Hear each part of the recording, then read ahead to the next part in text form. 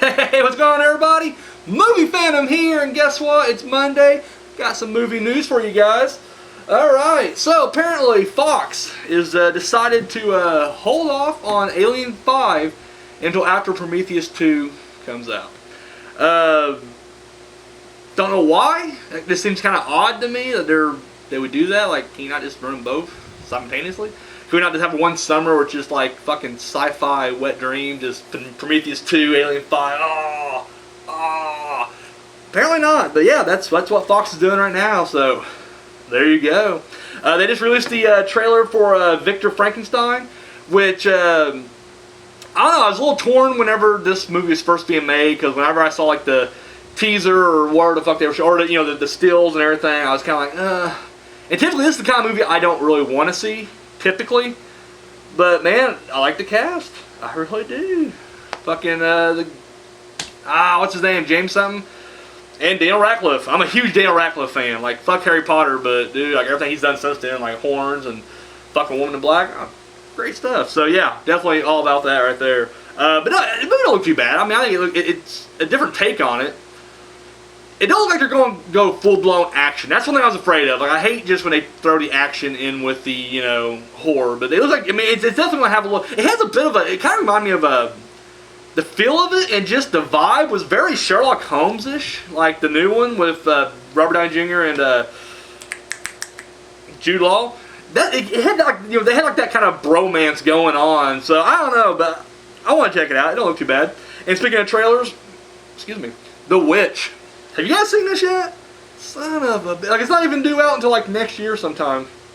But dude, this is like one of the creepiest. It just looks crazy and insane. Like, I don't know. Looks awesome. Like, it has like this kind of dark.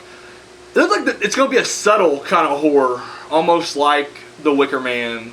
Recently they did Black Death that was kind of on that same line. And The Witch looks awesome. Like, I don't know. That's one of my movies I'm very pumped for right now. Apparently, the Jurassic World writer is set to write Kong, Skull Island.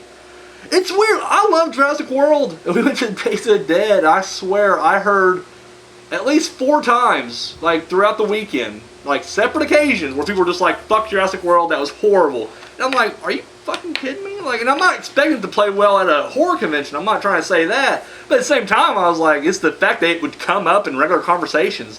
Like, seriously, I forget what panel we were doing, I recorded. But before it started, the guys up there just kind of talking or whatever, keeping the crowd warm, if you will. And he just, like, randomly bust out, like, "Fuck Jurassic World, that was a piece of shit." And I'm like, dude, I love Jurassic World. That was a really good movie, but that's just me.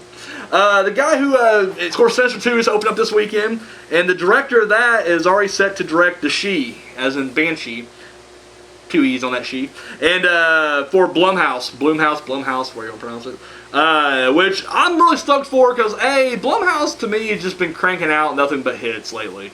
I mean, they've had a couple, unfriended anybody. But for the most part, they usually knock it out of the park. And I also like the fact that it's almost like a family over there. Like, I've been reading a lot of interviews lately with people who have directed for Blumhouse and Blumhouse themselves. And it seems almost like, once you're kind of in that family, you're fucking in.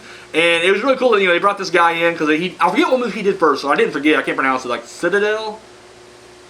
It was a horror movie that came out maybe 4 years ago, something like that. But he did that, and it wasn't anything to do with the Blumhouse or anything like that. But when he busted that out, they brought him in to do Sinister 2. And based on that work right there, and they're already just like, after you finish that up, they're like, well, here's your next movie. Like, they just kind of like, they keep it all together. I really dig that. Pretty cool, I thought. Read an article. This is just kind of left field. It's not even news, but read an article. I guess at one point they were planning on doing a Jurassic Park cartoon, and not just a Saturday morning. I'm talking like a prime time, kind of for adults as well, cartoon. And it was going to be based, on, I don't know if it's going to be like a sequel to Jurassic Park or if it's just going to be Jurassic Park and then they expand from there or what. But that was the point. Apparently, it was Steven Spielberg himself that pretty much killed the project. So there you go. What would have been, right? What would have been.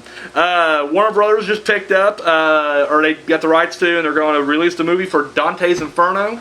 That's one of the few classical pieces of literature I've actually read, so I'm actually kind of pumped for that. Curious how they're going to bust that out. Apparently it's going to be an epic, though. They said they're going for like that big scope, epic. So yeah, Dante's Inferno. Not sure when it's coming out, but check it out soon. Buffalo Bill, the fictional character from Silence of the Lambs.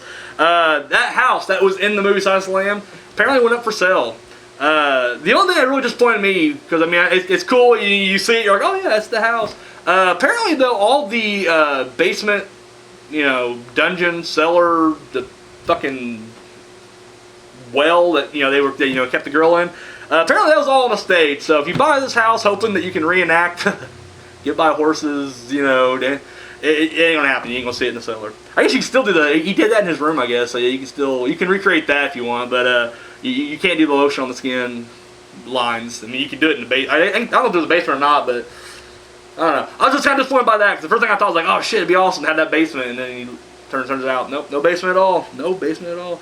And finally, talking about trailers, they just dropped the full-length trailer for, I knew I was going to fucking forget that. It's a long title.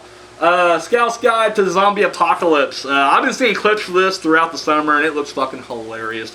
I'm all for it.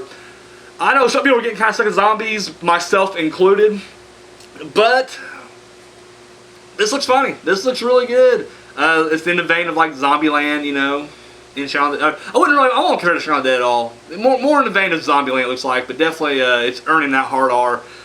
The Red Band trailer is out right now. I recommend checking it out. It looks freaking hilarious.